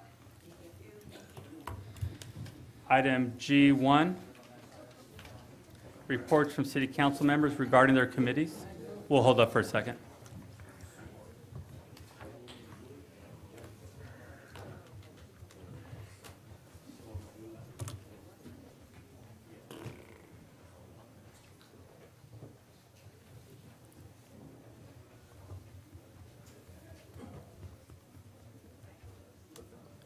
Okay, we'll go back to item G1, report from city council members regarding their committees.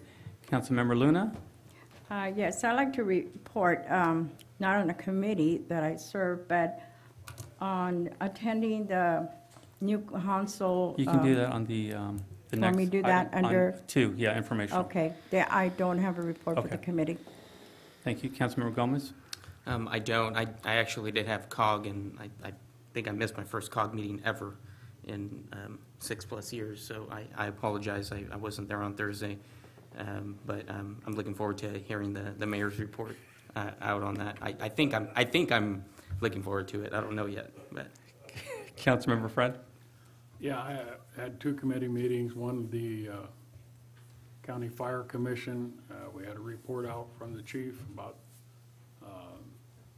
the process and the progress for Station 3, which is moving down the road. We look at, I believe the date was somewhere in September, having that operational. I'm not sure I understand all the reasons why, but it takes a while to get that bare piece of dirt changed, so. The other report out was the Intergovernmental Committee, and we had a meeting there. We talked about several items. One was the CERT training that was coming up for the emergency response OES group, and the other was again on the fire stations, and I believe we talked a little bit about the parks, consolidation of the parks. That's about it. Okay. Councilmember Clower? No committees. All right. So we'll talk about COG, was my committee meeting, as Councilmember Gomez pointed out. At that meeting, we discussed Highway 25 and the movement forward as far as trying to add additional lanes to the highway. Presentation was done by Caltrans with a grand price tag of $300 million for 11 miles of improvements. Now, $300 million is not going to happen in our lifetime, or our kids or our grandkids. It's not realistic, and we let Caltrans know quite clearly that we weren't happy with it, but it's part of a study that was financed by or paid for by the federal government, so we had to go through what they wanted. As the representative pointed out, it's really more of a 10,000-foot view of the overall project. As that is done, we can step back and say, that's all great, but all we want is an additional lane on each side of what we have. Here's $50 million, and let's get it done. So there's still a lot of work to this. we're no way going to approve or go with a $300 million project that we will never pay for and will drain us of everything in our community for the next several decades as far as road improvements. So we are expecting something back from the COG group as we move forward with Caltrans to get something that's more realistic. At that time, we can move forward with finding out what those impact fees are that Mr. Richmond pointed out earlier. Not very exciting from Caltrans. I also attended the AMBAG meeting in Seaside the past week, and again, state of California is finding ways to spend hundreds of millions of our dollars, but not for us, but for transit centers for the larger cities that have the opportunity to build those transit centers with housing next to their properties. So in other words, everybody else, all the big cities will get the money, we will not. It's about a $500 million grant that we won't see any money in the next few years. They say that someday we might see a few of those pennies, but I don't quite believe that. Also, they talked about a program, the HERO program, which I'd like to bring forward with our council in the near future. It helps you pay for efficiency programs within your home by using your property tax. And if we could get that approved within our own city, we can offer that to our residents.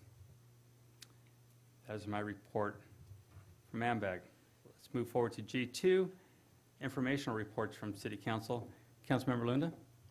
Yes, thank you, Mr. Mayor.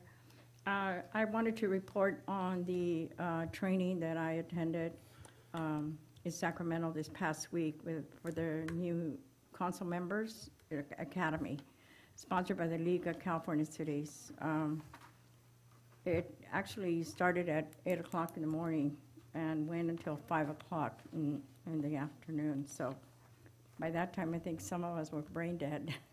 But anyway, it was very interesting. I was able to speak to many other members, elected officials from throughout the state of California. Some of them I knew, and it was nice to see them again. So, but it was very interesting, and I really think that some of the speakers actually offered to come to our cities to give a presentation. And I thought that was very interesting because I didn't know they did that. But I wanted to report it was such a good training, and I think it would be nice, you know, for more people to attend, although there was over 400 people there in attendance, and it was quite interesting. Also, I'd like to just mention that when we adjourn this meeting, I'd like to request adjournment in memory of Mr. Harry Samuelson. And that's my request. Okay, thank you very much. Councilmember Gomez? Nothing to report. Councilmember Friend? Nope, nothing to report. Councilmember Clower? I also attended the new mayors and council members academy in Sacramento, and it was a very rewarding experience. Learned a lot. It was very interesting to talk to new council members and city staff from other cities and realize that, hey, just about everybody has a lot of problems going on. So we're not the only one dealing with difficult situations, and we just keep working forward and trying to tackle things one by one. Okay, thank you very much. I got to speak to a second grade class at Hollister Dual Language Academy. Fun bunch of kids that ask a lot of good questions. I also met with a group of young people, sixth graders, from Helios Academy from Sunnyvale, and they came out here to ask me questions about the homeless. And what they want to do is partner with one of our schools here locally to create a questionnaire and go out to the public and ask the public for ways to address the homeless issue. Really great bunch of kids, and we had a nice long talk, and they hit me with about 40 to 50 questions, and they had their own little recorders. So it's exciting that they want to partner with our young people and that they're making the effort to learn about the homeless. And I think the best part, what the instructors told me was they had the kids draw a picture of their idea of a perfect house. And after they drew that picture, they had them tear it up so they can find out what reality is out there and how some people have to live, so they can see it from a different view. And it's really interesting that they want to be part of it, and I'm happy to have them come out to our community. I'd also like to, on a future agenda, see if we could put on the agenda renaming the community center after our councilwoman Pauline Valdivia, if we can look into the community center being renamed. She's put so much effort into this community and has been part of that building for so many years. There's no better name to name it after than former council member Pauline Valdivia. Also on the future agenda, I'd like to add the new floating island system that we've been looking into. And this system is to help treat the industrial ponds. You all remember that big stink we had last year. This system would treat the ponds naturally to get rid of the sludge, and it would save us quite a bit of money. So it's a better way to do it. Hopefully they'll come out soon, make that presentation so we can move forward and start looking at new ways to address that industrial pond in a more natural or a better way to treat the sludge. Also want to look at how we can bring back the newsletter. We haven't had one out in over a year. If we can put that onto a future meeting and get that moving. And also we can put in the mailings for the trash and water bills, our effort to clean up town as far as cars parking on their lawns or abandoned cars in their driveways or abandoned cars in the streets, that we are issuing citations. We don't want to, but we need the public's help so we can keep our streets clean and our neighborhoods clean. And also, as I spoke earlier, AMBAG, the HERO program that was approved with that committee, if we could look at having that done here, we need to pass a resolution if we can put that on a future agenda to get that moving forward. And that is it for my reports. City Manager. Thank you, Mayor and Council. I have a couple things tonight to report on. First and foremost, I want to thank Paul Da Silva immensely for his work on the city's new website. I don't know if you've had an opportunity to take a look at it.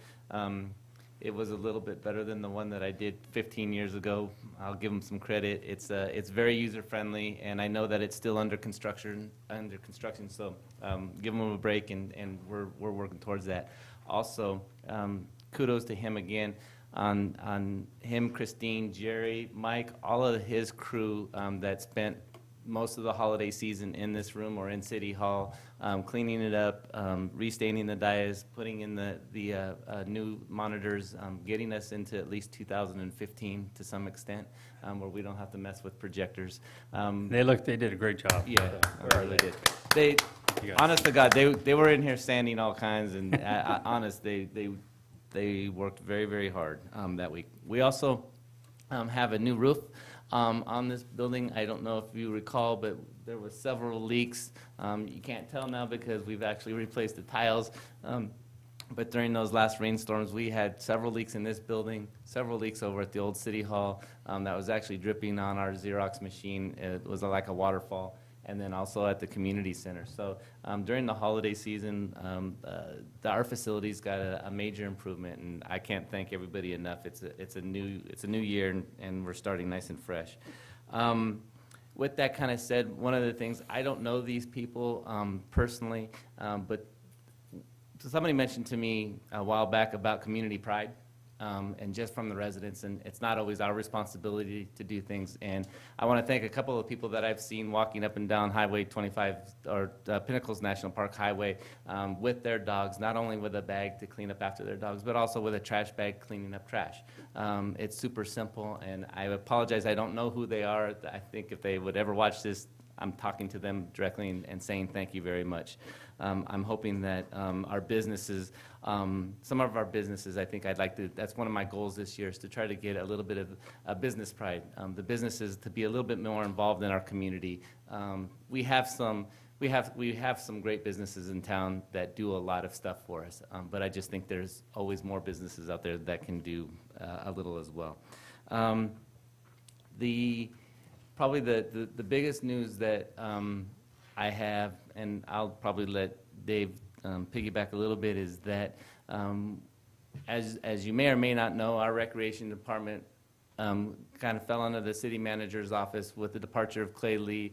One of the things that Dave Westrick, Chief Westrick, really wanted to do is sort of start up the San Benito County PAL program again. We had sort of a I don't know if it was a dream or a goal that we would have the junior giants here within a couple, 2 to 3 years. Actually, it's on the grease board, I think probably still in his office. We were actually able to do that in 3 months. So we are now the newest community that has junior giants, which offers kids between the ages of 5 and 18 the ability to play baseball for free. All the bats, all the jerseys, all the gloves, all the balls are all donated by the Giants organization. We also have another program funded through the USTA, or United States Tennis Association, called HITS. Same sort of thing, only that goes to age 10. So people will learn, kids will learn tennis skills for absolutely no registration fees at all. And let's see, there's a whole lot that kind of goes along with that. And Dave probably knows there's mentoring, we need a ton of volunteers to get this off the ground. But I will say that I think it is March 2nd, if I recall correctly, that the Junior Giants, the signups will start on March 2nd of this year. So really super excited about that. And I wanted to thank Tina and Trish and our recreation department for getting that done, and Dave as well for his mentoring, because it's pretty cool. I mean, I know Victor likes the Dodgers, but what are you going to do? Excellent news.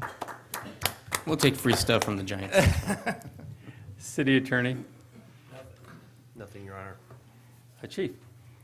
Just to dovetail on what the city manager was saying, both of the programs, HITS and Junior Giants, offer, as a part of the program, life skills as well for a large array of our students and kids in our community.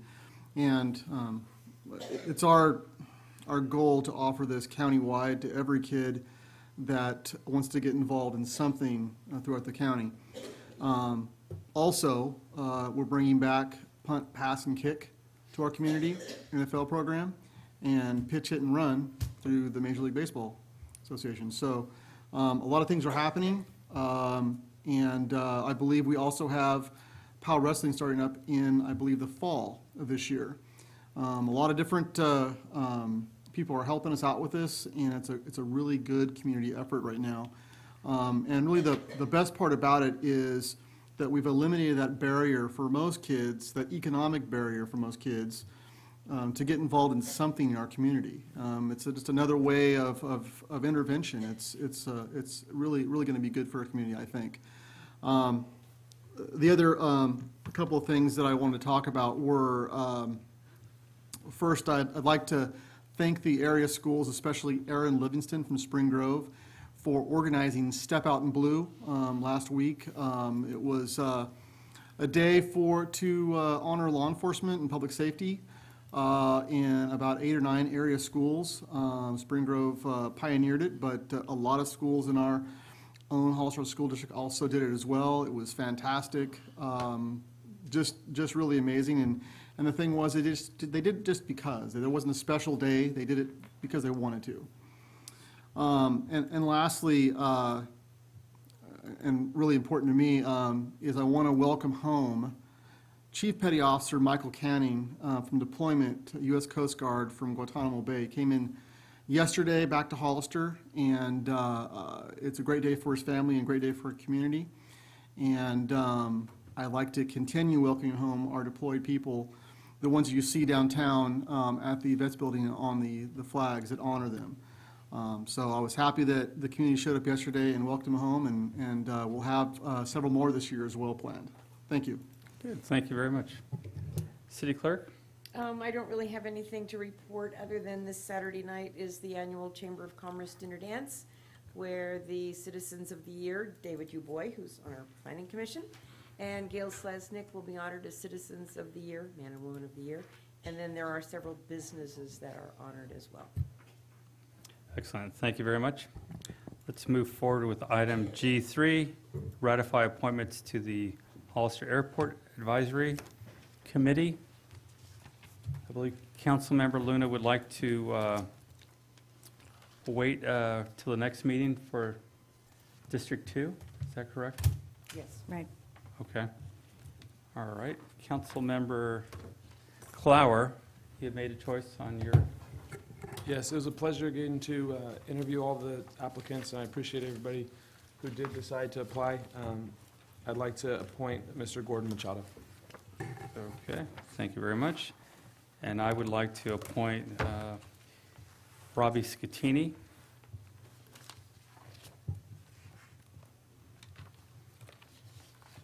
Then we'll appoint the third one as in the next meeting. Correct. And then the Airport Commission will review the county applications and make a recommendation of 2 applications to the council for ratification. And could we have a motion to ratify these 2 appointments, please? So move. Second. All in favor? Aye. Motion carries 5-0 vote. Thank you.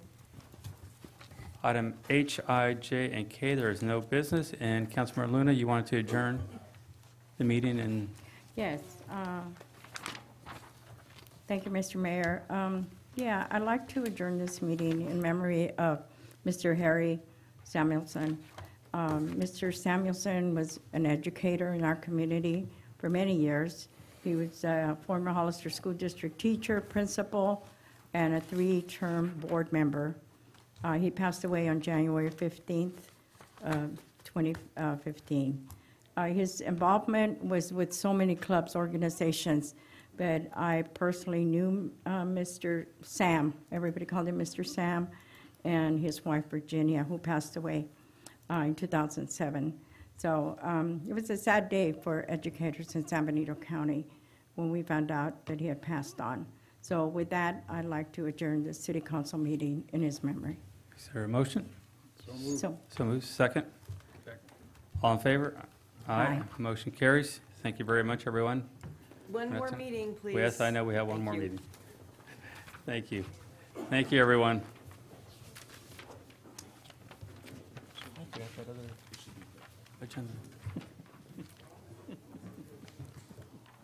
The purple one, Jenny, oh.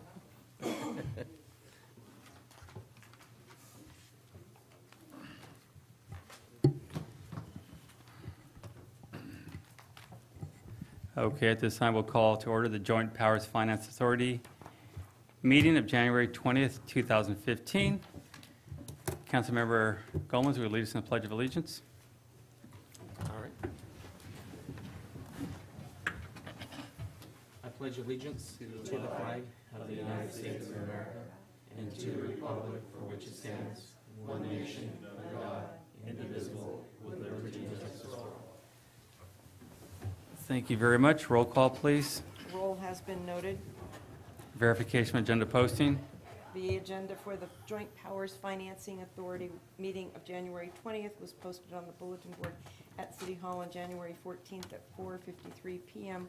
per Government Code Section 54956. Thank you very much. Item A. This resolution needs to be adopted to amend the meeting capabilities for the Joint Powers Financing Authority so that you, as the Joint Powers Financing Authority, can meet anytime during the year.